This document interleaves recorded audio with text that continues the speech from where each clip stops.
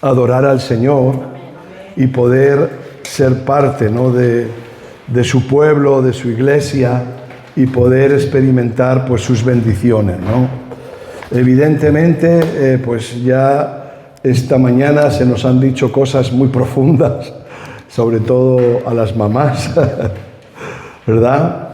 Felicidades, no en tu día, porque tu día son todos los días, pero felicidades también este día.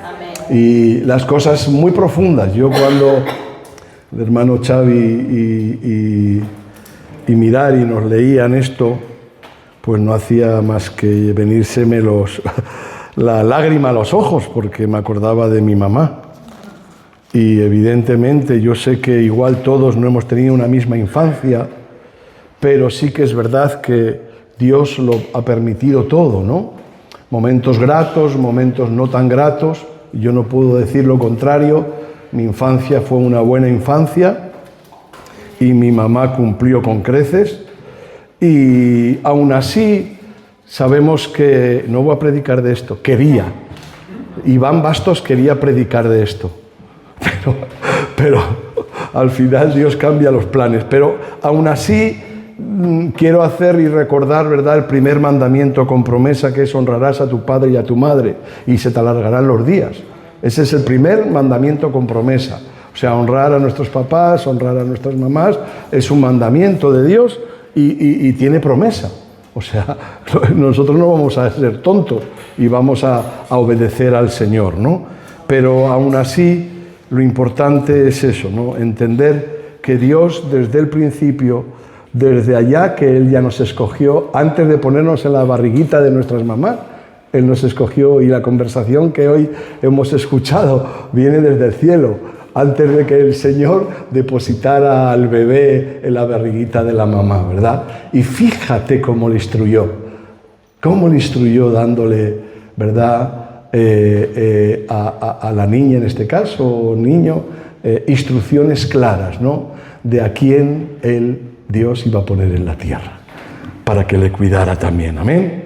Pero vuelvo a repetir, pasamos la página, total, aunque yo no quisiera, pero yo tengo que compartirle lo que Dios me da. Yo me hubiera gustado predicarle suavemente, tal y cual, pero Dios me ha dado algo para darnos a nuestro ser interior de nuevo, que seguimos ahí. Y hoy, como es habitual, hemos puesto un título, podemos ponerlo en la pantalla, que la imagen va a reflejar claramente pues el mensaje de hoy, ¿no? Vamos a poner la pantalla. Es una imagen que aparentemente pues no pasa nada, ¿no? Pero si se da cuenta, al fondo hay un juez.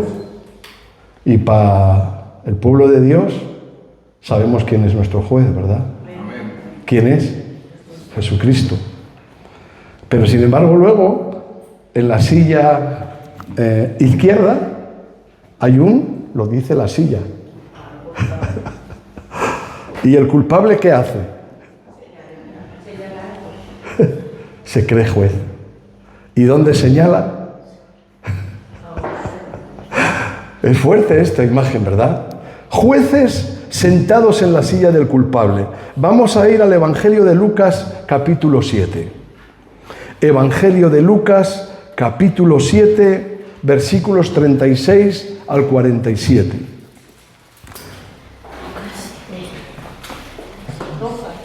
Lucas 7, del 36 al 47. ¿Lo tenemos? Dice así la palabra del Señor. Uno de los fariseos rogó a Jesús que comiese con él. Y habiendo entrado en casa del fariseo, se sentó a la mesa. Entonces una mujer de la ciudad, que era pecadora, al saber que Jesús estaba a la mesa en la casa del fariseo, trajo un frasco de alabastro con perfume. Y estando detrás de él, a sus pies, llorando, comenzó a regar con lágrimas sus pies, y los enjuagaba con sus cabellos, y besaba sus pies, y los ungía con el perfume. Cuando vio esto el fariseo, que le había convidado al Señor, dijo para sí: Si fuera profeta, conocería quién y qué clase de mujer es la que toca, que es pecadora.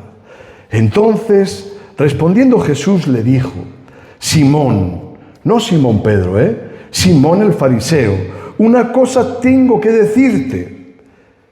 Y él le dijo: di, maestro. Un acreedor tenía 2 deudores. El uno le debía 500 denarios y el otro 50. Y no teniendo ellos con qué pagar, perdonó a ambos. Di pues, ¿cuál de ellos le amará más? Respondiendo Simón el fariseo dijo: pienso que aquel a quien perdonó más. Y el Señor le dijo: rectamente has juzgado. Y vuelto a la mujer, dijo a Simón: ¿ves esta mujer? Entré en tu casa y no me diste agua para mis pies, mas ésta ha regado mis pies con lágrimas y los ha enjuagado con sus cabellos. No me diste, Simón, fariseo, ni un beso, mas ésta, desde que entré, no ha cesado de besar mis pies. No ungiste, Simón, fariseo, mi cabeza con aceite, mas ésta ha ungido con perfume mis pies. Por lo cual te digo que sus muchos pecados le son perdonados, porque amó mucho, mas aquel a quien se le perdona poco, ¿cómo nos quedamos con esto? Con el título y esto ya es más que suficiente. ¿Cómo nos quedamos, hermanos? Y esto, hermano, tenemos que entender que la conciencia de la gracia recibida es el motor del amor hacia Dios y hacia el prójimo. O sea, la gracia recibida, hermanos, en nuestra vida de parte de Dios inmerecida, es el motor de nuestras vidas. Es el motor de movernos hacia el amor de Dios que debemos de devolverle y hacia el prójimo. Pero claro, como bien decían estas palabras, al que poco se le perdonó. Sin embargo, nosotros somos conscientes que se nos ha perdonado mucho. Nosotros somos conscientes de que Jesús nos ha perdonado mucho. Y si se nos perdona mucho, ¿qué? ¿Cuál debe ser la consecuencia? Según lo que hemos leído en la palabra de Dios. Sobre todo a Dios, evidentemente. Sobre todo a Dios.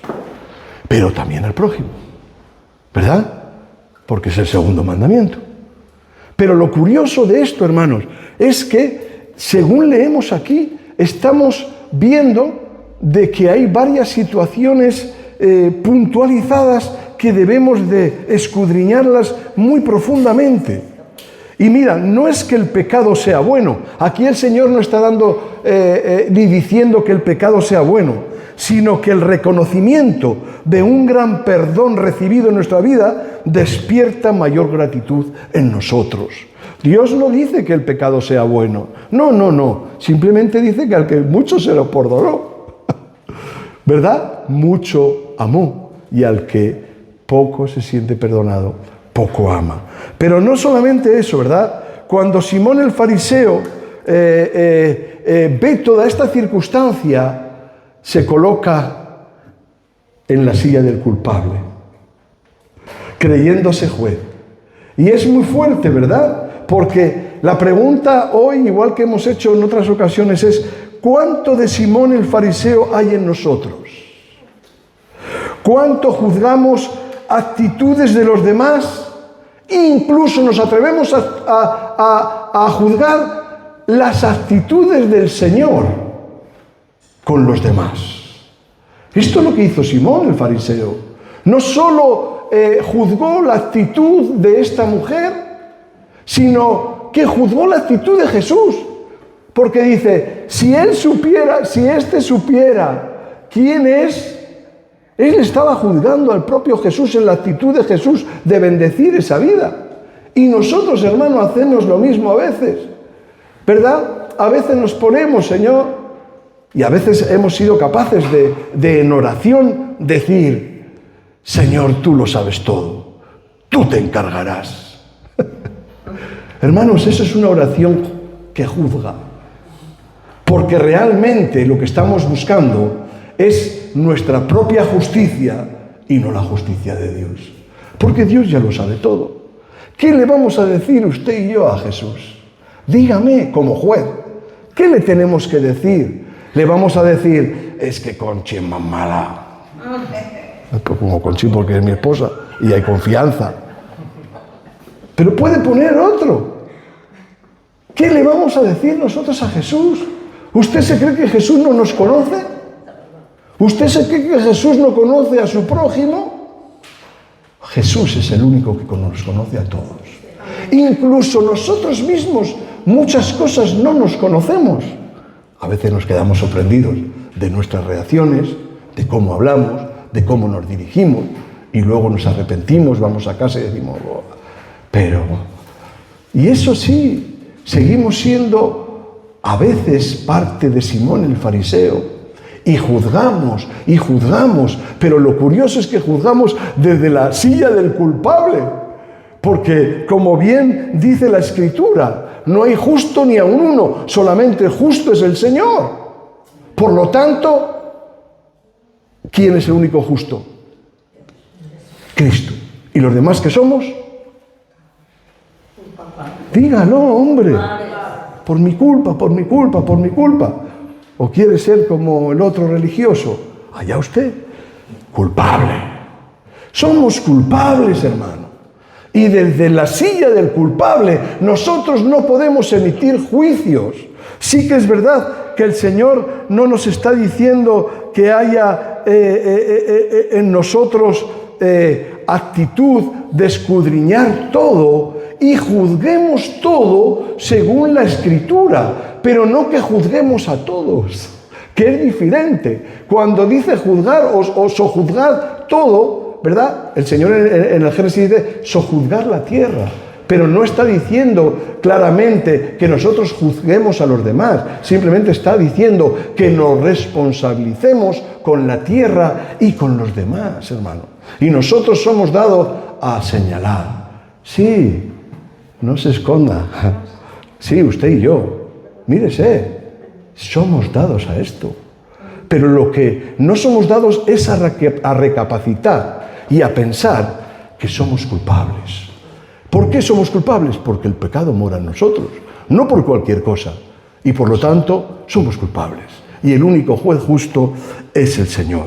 Pero este hombre se osó a juzgar a quien no debía, que era su prójimo, y se osó todavía más a juzgar al Señor, diciendo, pero Señor, ¿cómo permites a este hacer esta cosa o a este tal otra cosa?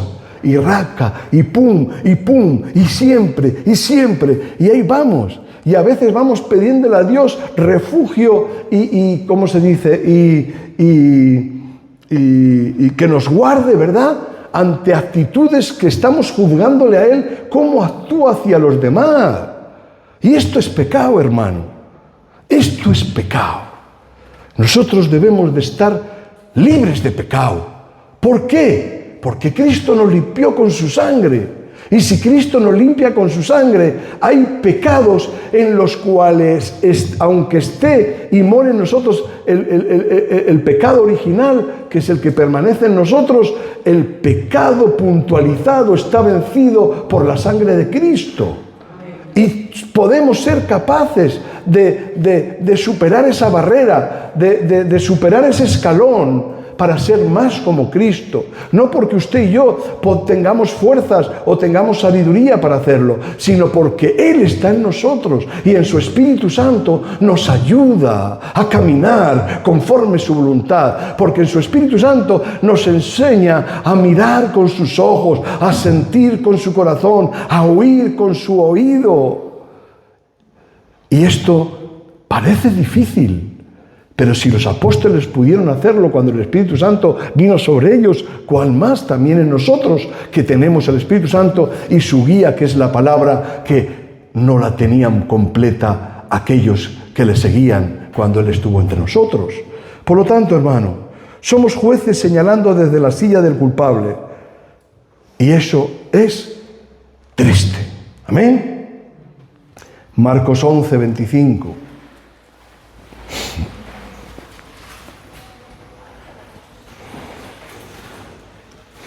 El Evangelio de Marcos, capítulo 11, versículo 25.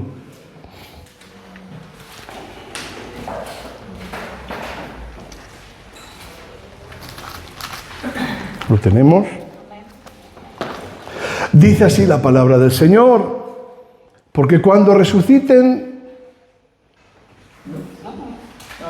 11:25. Ay, digo, esto no. 11, Marcos 11:25. Ahora sí.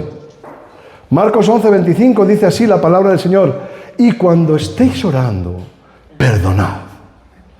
Si tenéis algo contra alguno, para que también vuestro Padre que está en los cielos os perdone a vosotros vuestras ofensas. Mire, de esto hemos hablado mucho en la congregación y creo que en todo el caminar en Cristo. El perdón es una medicina sanadora completamente, pero el rencor es un veneno para todo nuestro ser.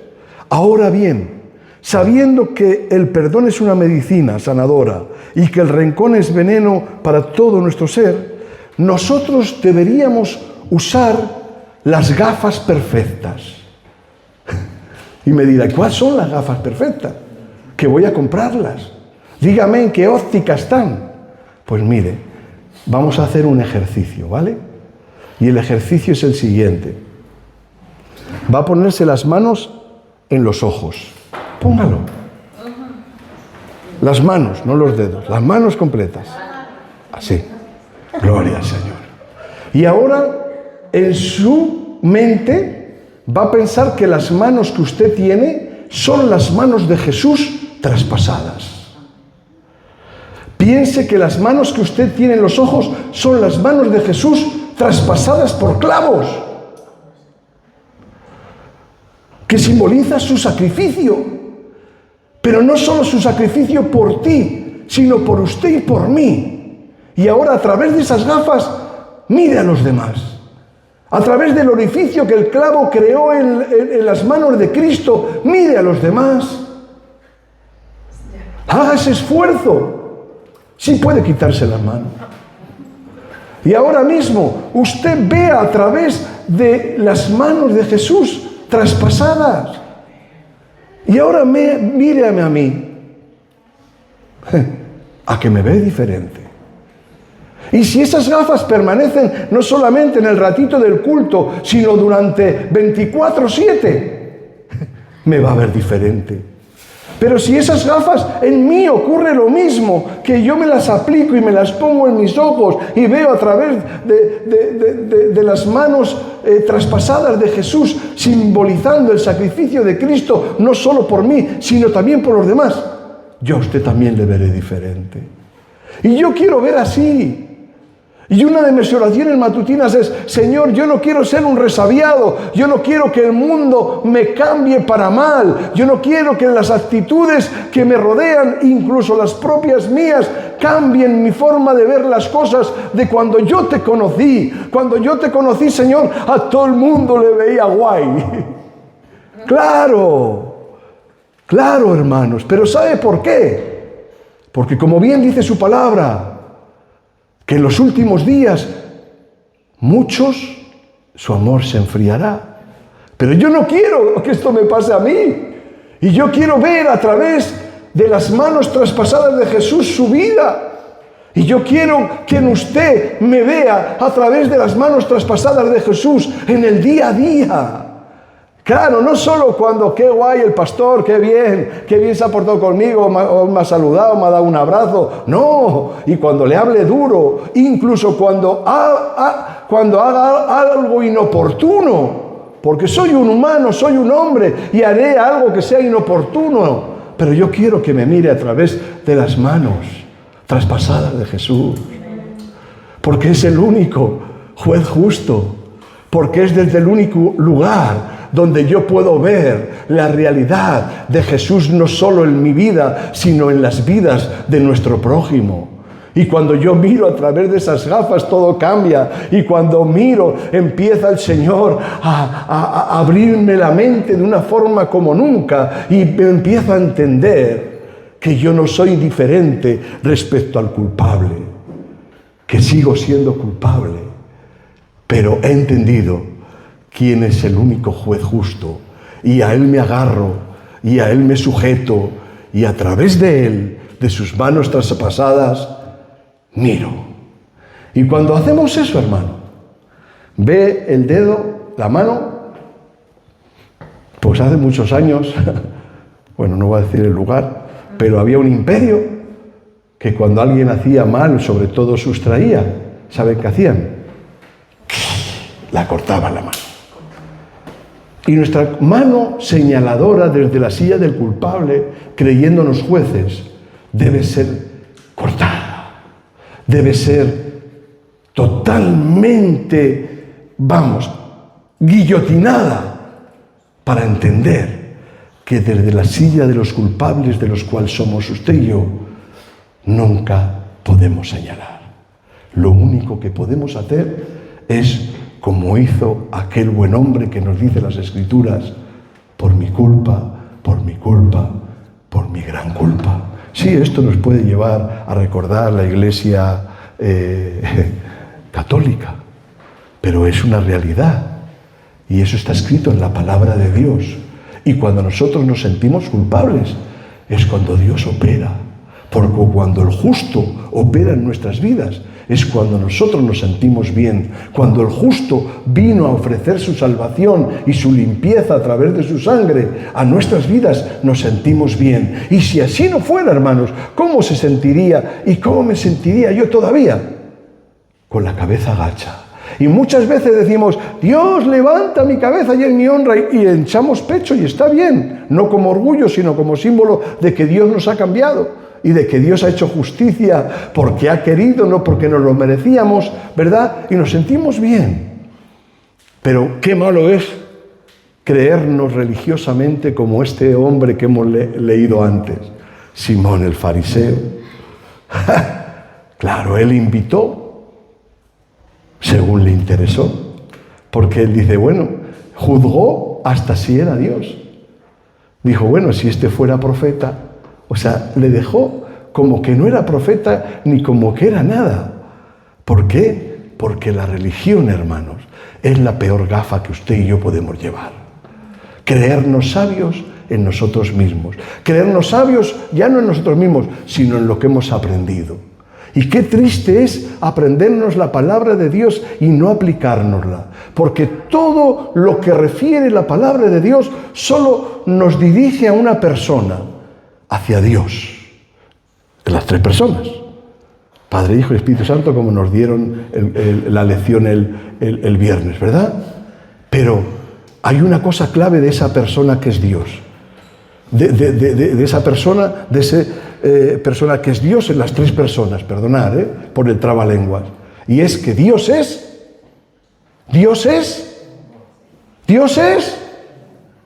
amor. Dios es amor. Aleluya. Dios es amor. Y a través de su amor nos mira. Y a través de su amor, por eso en los últimos tiempos muchos perderán su primer amor. Porque verán, ya dejarán de mirar a través de Cristo y mirarán a través de lo que saben, como les pasó a los fariseos, que sabían mucho, y como les pasa hoy a muchos, no solo judíos, sino católicos, protestantes, etcétera, etcétera, etcétera. Listos. Pero oye, culpable, nadie dice, yo soy culpable. ¿A quién voy a juzgar yo? Claro, pero en esa actitud, cuando somos culpables, tenemos la actitud de la otra mujer que también fue a la casa del fariseo. Y cuando somos culpables, recibimos a Jesús con muchas ganas. Y el fariseo no le dio, dice que ni agua para lavarse, que era lo típico entre judíos, entrar a una casa y lavarse, no para beber. Pero el fariseo es que se quedó tan tranquilo ante la presencia del Señor. Pero esta mujer sabía quién era el Señor. Y ella, a sus pies. Es más, dice que tenía un frasco de alabastro y lo rompió a sus pies para lavarle los pies. Porque sabía dónde estaba la buena parte, igual que María, ¿verdad? Claro, y nosotros debemos de entender que aunque seamos culpables, hay un lugar donde hay justicia.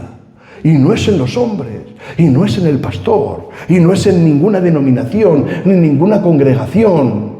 Es en Jesús. Ahí está nuestra justicia. Y Él no nos miró mal. Hoy, claro, yo no sé a usted cómo le escogió el Señor y dónde le miró el Señor. Bueno, el Señor nos mira desde arriba, como bien hemos escuchado hoy.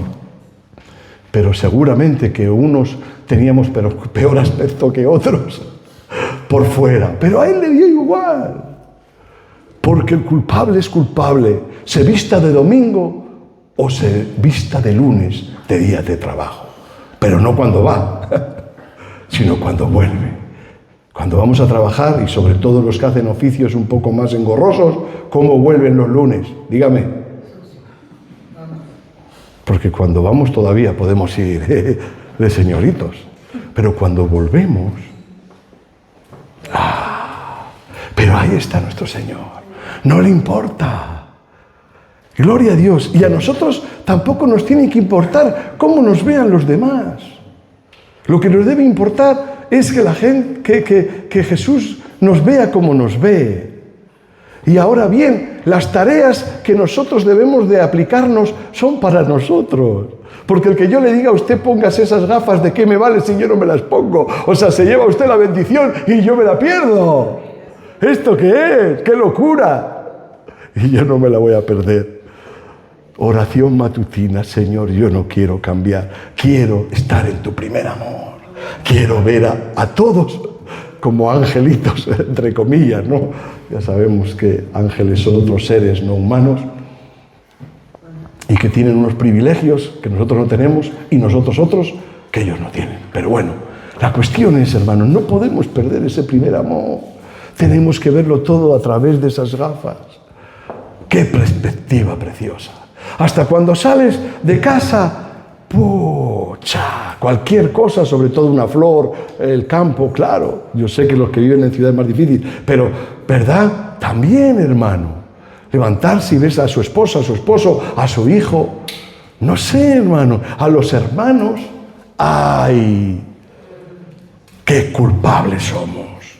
Y menos mal que Cristo, aún así, se ha acercado a nosotros. Mateo 7, del 1 al 6, otra historia preciosa, pero muy profunda. Mateo 7, del 1 al 6.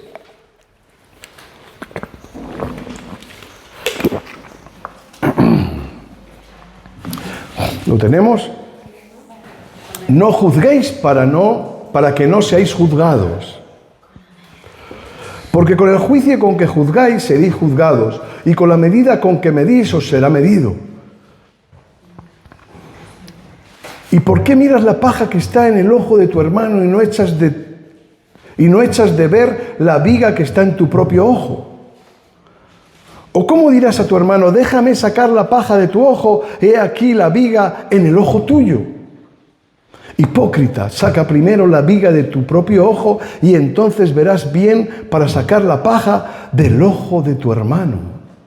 No deis lo santo a los perros, ni echéis vuestras perlas delante de los cerdos, no sea que las pisoteen y se vuelvan y os despedacen. Amén. Es curioso, hermanos, pero esto que hemos escuchado entra dentro del Sermón del Monte. Y todos sabemos cómo empieza el Sermón del Monte. Todos lo sabemos, oye. Bienaventurados, bienaventurados, 3 veces bendecidos, 3 veces bendecidos, bienaventurados, bienaventurados. ¡Qué guay! Pero el sermón hay que escucharlo entero. Y resulta que el Sermón del Monte acaba con lo que hemos leído ahora. Y se nos da una reprensión clara y directa de parte de nuestro Señor Jesucristo. Una reprensión puntualizada. Y nos dice claramente, ¿qué nos dice en su palabra? No. Oye, ¿cómo nos cuesta? Sí. No. Claro, no juzguemos, hermano. Claramente nos lo dice, claramente nos lo está diciendo. Y está claro una cosa. El Señor no prohíbe el discernimiento, sino lo que nos prohíbe es el juzgar de manera censuradora, condenatoria o juzgar incluso por las apariencias.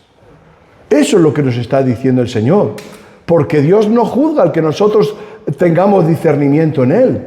Al revés, hay que tener discernimiento, hay que saber y hay que pedirle a Dios discernimiento y ver sobre todo a través de las manos traspasadas de Jesús para entender cómo Él ve las cosas y cómo Él entiende las cosas. Y entonces nosotros es cuando podemos adquirir ese discernimiento que solamente puede venir de la parte del Señor, ¿verdad? Solamente. Y es curioso que el último versículo que hemos leído, ¿verdad? Vamos a ponerle Mateo 7, versículo 6. Porque se nos dice claramente a lo último del Sermón del Monte, no juzguéis para no ser juzgados. Bueno, un montón de cosas, incluso de hipócritas. Claro, pero fíjese a quién se lo dijo. A una multitud que estaba allí debajo del monte, que luego les dio de comer. Aleluya.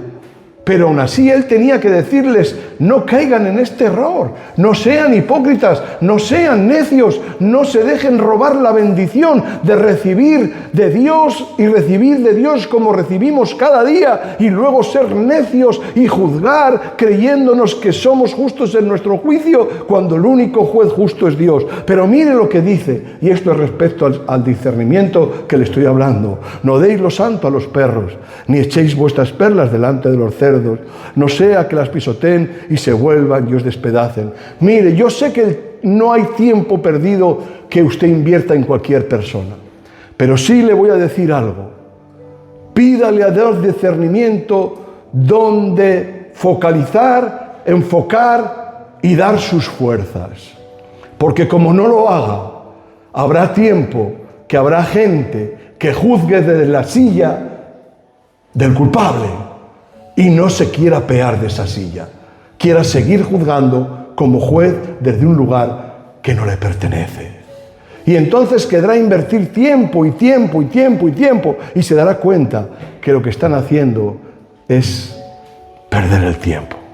Yo no le desanimo a que insista en bendecir a las vidas, a que ore por las vidas, por el que más le cuesta, que ore por aquellos que les cuesta tener una relación más cercana, que pueda tener ese acercamiento si es que lo siente de parte de Dios, no porque yo se lo diga, pero no pierda el tiempo, porque igual que el Señor nos advierte de que no juzguemos, también nos dice claramente, cuidado.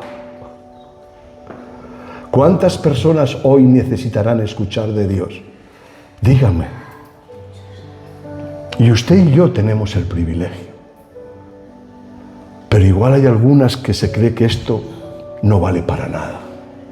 Y lo que hacemos en esta congregación no vale para nada.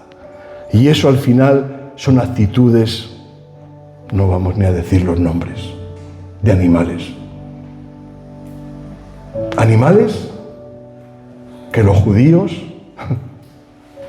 no les gustan un pelo. Y yo no quiero decir con esto que a usted no le tengan que gustar, ni a mí no me tengan que gustar. Pero sí tenemos que discernir. Para que invierta su tiempo como Dios manda. Para que dirija su tiempo como Dios quiere. Amén. Es verdad que el trabajo en el Señor nunca es en vano. Y que la palabra cuando se echa, nunca vuelve vacía. También es verdad. Por si acaso se quiere tomar lo que digo muy a pecho y lo sacamos de contexto. Santiago 4:12.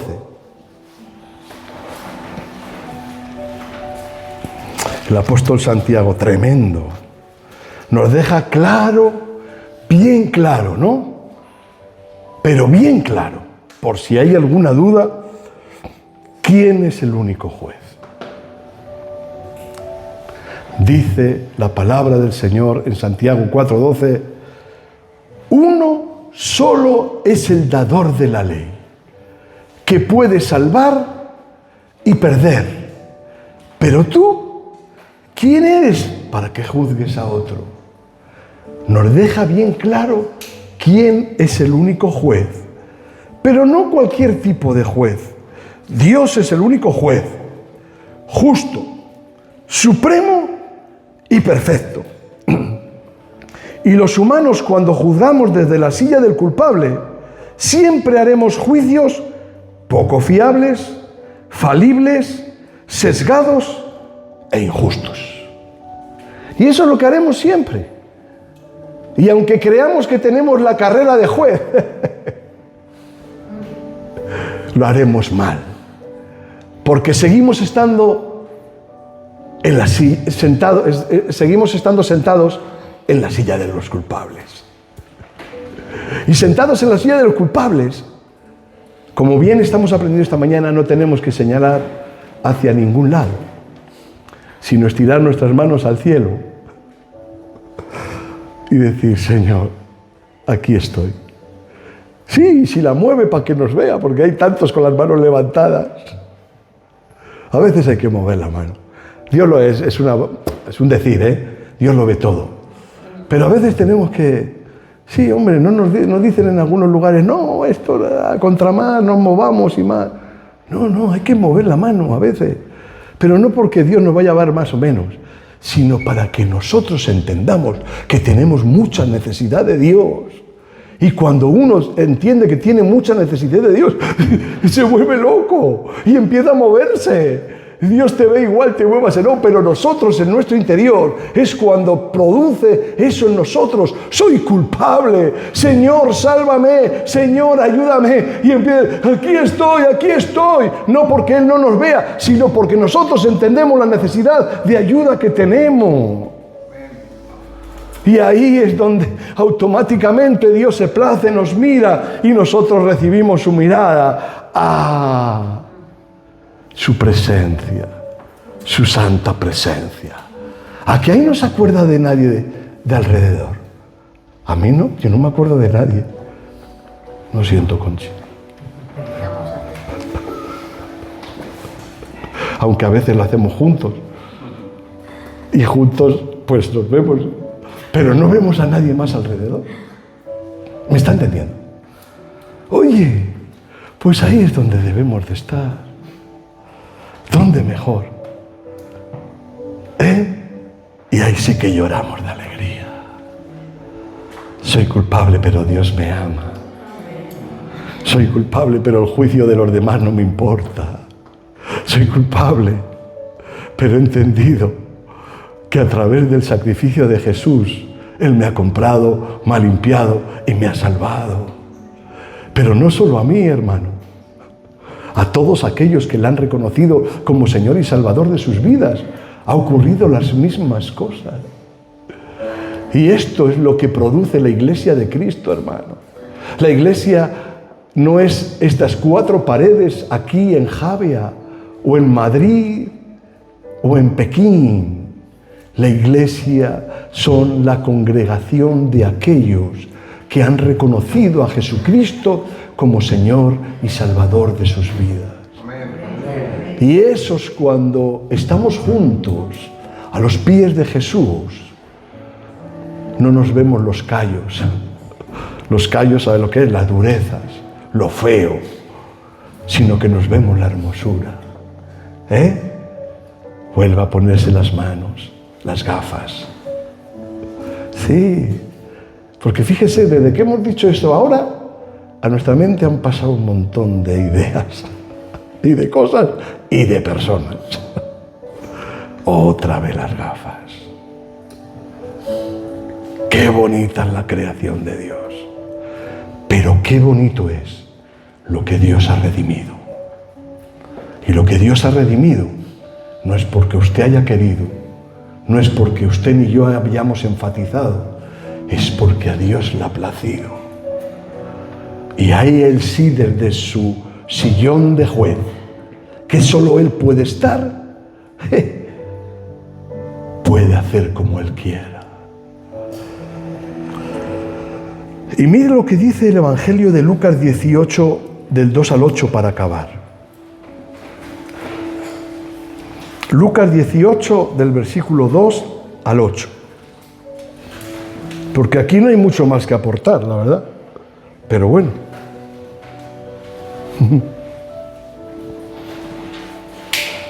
Lucas 18, del 2 al 8. Dice así la palabra del Señor, diciendo, había en una ciudad un juez que ni temía a Dios ni respetaba a hombre. Había también en aquella ciudad una viuda, la cual venía a él diciendo, hazme justicia de mi adversario. Y él no quiso por algún tiempo. Pero después de esto dijo dentro de sí, aunque ni temo a Dios, ni tengo respeto a hombre, sin embargo, porque esta viuda me es molesta, le haré justicia. No sea que viniendo de continuo, me agote la paciencia.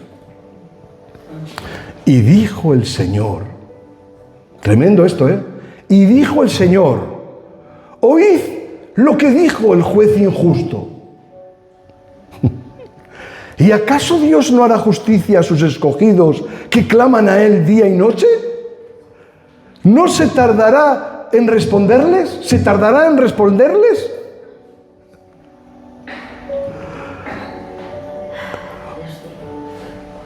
Os digo, esto lo dice el Señor. Atentos. Ahora esto lo dice el Señor. Os digo que pronto les haré justicia. Pero cuando venga el Hijo del Hombre, hallará fe en la tierra. Precioso.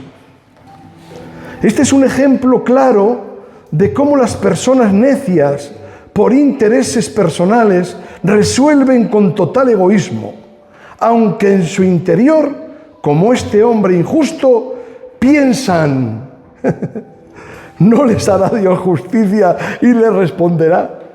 Claro, aún el injusto piensa eso. ¿No ayudará Dios a su pueblo? Aunque se levanten jueces injustos en su vida, tenga presente que Dios en su palabra, y hoy le está diciendo a través de mi boca, aún ellos pensarán, ¿no le hará justicia Dios a usted?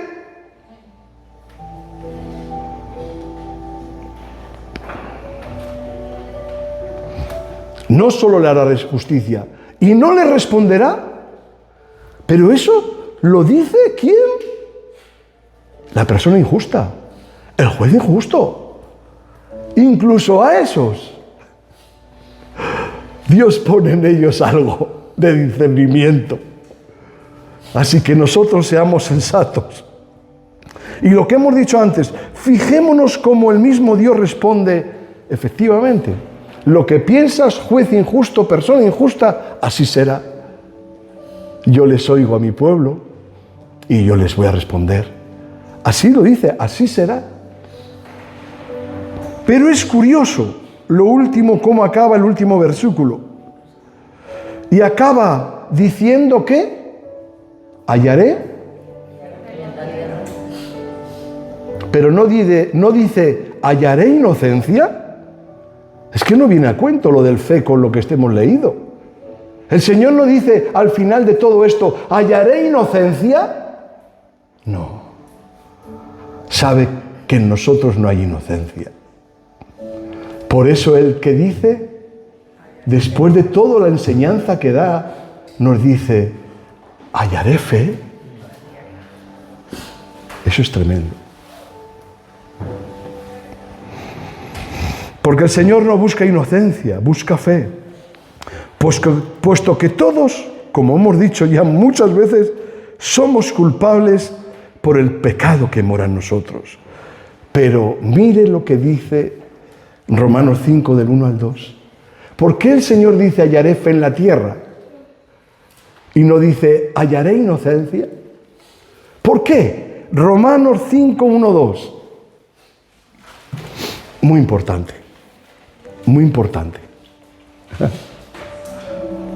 Romanos 5. Romanos 5, 1, 2. Ahora sí. ¿Por qué nos dice el Señor hallaré fe en la tierra y no hallaré inocencia? ¿Qué dice? ¿Lo leemos juntos? ¿Le parece? 1, 2 y 3. Justificados pues por la fe, tenemos paz para con Dios por medio de nuestro Señor Jesucristo. por quien también tenemos entrada por la fe a esta gracia en la cual estamos firmes y nos gloriamos en la esperanza de la gloria de Dios. Ahora entendemos por qué Él dijo claramente y preguntó: ¿hallaré fe en la tierra? Porque lo único que nos puede justificar delante del Padre es la fe,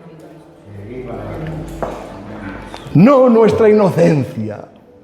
Y vamos de inocentes por la vida. Inocente, inocente. ¡Ay, qué inocente! Claro, el 28 de diciembre se celebra aquí en España.